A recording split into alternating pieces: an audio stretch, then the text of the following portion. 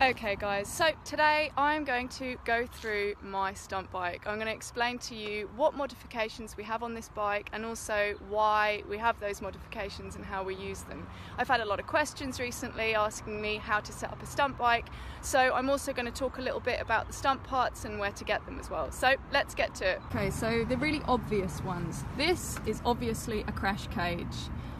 This is called a shark's fin, and it stops my fingers from being cut off if I by accident put them in the chain. These are extra strong rear sets. This is called a sub cage, but this is a rear sub cage which acts also as obviously the rear foot pegs. Here we have a scrape bar. So this is my scrape bar that I have actually learnt to scrape recently, which is awesome. This is also quite an obvious modification. This is my handbrake setup.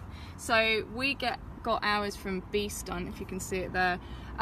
These two calipers are for the handbrake, and this caliper is for the foot brake. So my brakes are not linked. So this is a dented tank. I sit in it doing wheelies, burnouts, drifting. It's just a nice little comfortable thing, and this lip stops me from falling off the back. This is a hole in the seat for my foot. It's also a very handy place to keep my gloves when I'm not using them. I also have a tail saver. You call this a tail saver, but it's a bit of metal that basically stops this plastic from taking all my weight and then cracking. So yeah, this is a bit of metal. Alistair makes this sort of seat cover thing out of tiger seal, so that's why all our bikes have this kind of sticky, smooth finish. It's actually really, well, it's not really spongy, but it's pretty spongy, so it makes falling on it not too painful. This is my handbrake lever. So I have an easy clutch. So this is an easy clutch because I have, you know, when you're using the clutch all the time, it gets very tired. Your finger gets very tired, so that's an easy clutch for that. And this is the handbrake. I've recently got a new master on it, so I have to try it out. Hopefully it works. We've done something called a clean air mod that's inside. That is so that because we don't have a tip over sensor, so when the bike tips over it keeps running. So the clean air mod stops hydrolocking.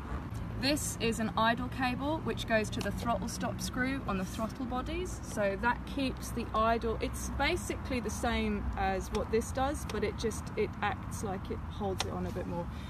So that's when we're doing things with no hands and stuff, it just keeps the idle up. We usually have it at about 3,000 revs, 4,000 revs, and yeah, it just means that you can actually do no hand tricks as well.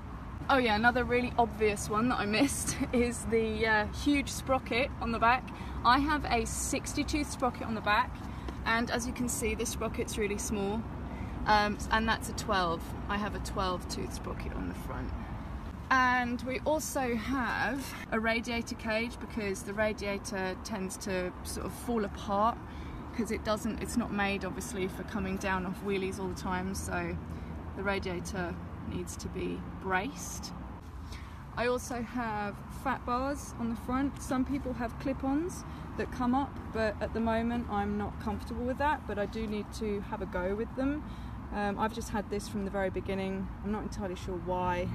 We also both run an ignition advancer, which obviously you can't see, but it's like a star that's inside the ignition. It just advances the ignition so that it cuts out the boggy, because these bikes, because this is a Honda CBR 600 FS, also known as an F4i, and they're quite boggy, so when you're riding one on the road, I mean I have one for the road as well, and I really notice the difference between one that has an ignition advancer and one that doesn't.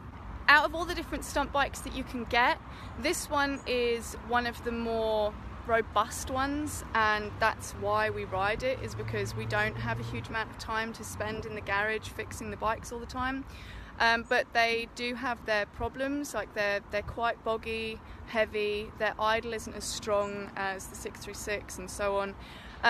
But you know, I mean, Mike Jensen rides it, or used to ride it, and so does Florian Buggs. So if you look those two guys up, if I ride like them, I'd be happy.